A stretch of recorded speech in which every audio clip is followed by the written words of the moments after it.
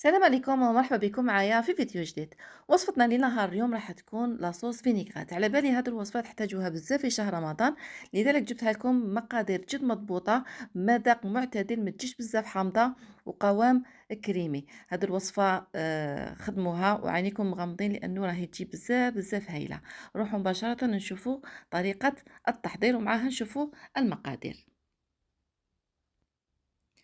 نبدأ بسم الله في إناء اللي نقدروا نخلطوا فيه المقادير. نديروا هنايا عندي كاس زيت زيتون. نتوما إذا حبيتوا تخلطوا نص زيت زيتون ونص زيت عادية طبعا تقدروا. نضيفوا لها ملعقة كبيرة خل، 2 ملاعق كبار عصير ليمون، نزيدوا لها 4 ملاعق كبيرة ماء،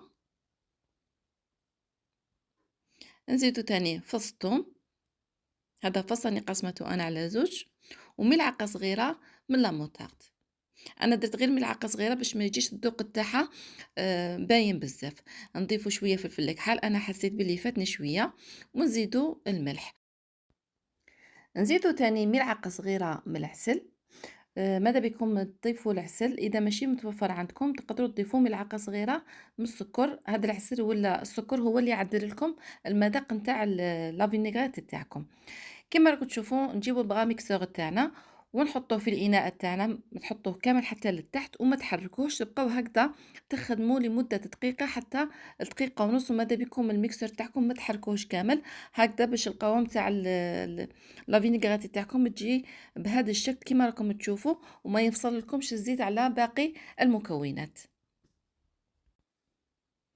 وشوفوا هنايا لا فينيغريت تاعنا، شوفوا كيفاش جات، شوفوا القوام تاعها جاي كريمي، والمذاق تاعها راه يجي بزاف بزاف هايل. شوفوا هنايا حضر سلطه بسيطه هكذا نحط فيها هكذا باش تشوفوا مليح القوام تاع لاصوص كيفاش جات. اذا نتوما اذا حبيتوا نتوما زيدوا اضافات كما المعدنوس ولا اي اعشاب اخرى طبعا تقدروا. هذه هي وصفتنا لنهار اليوم، ان شاء الله تكون عجبتكم. نلتقي في فيديو اخر ان شاء الله، مع السلامه.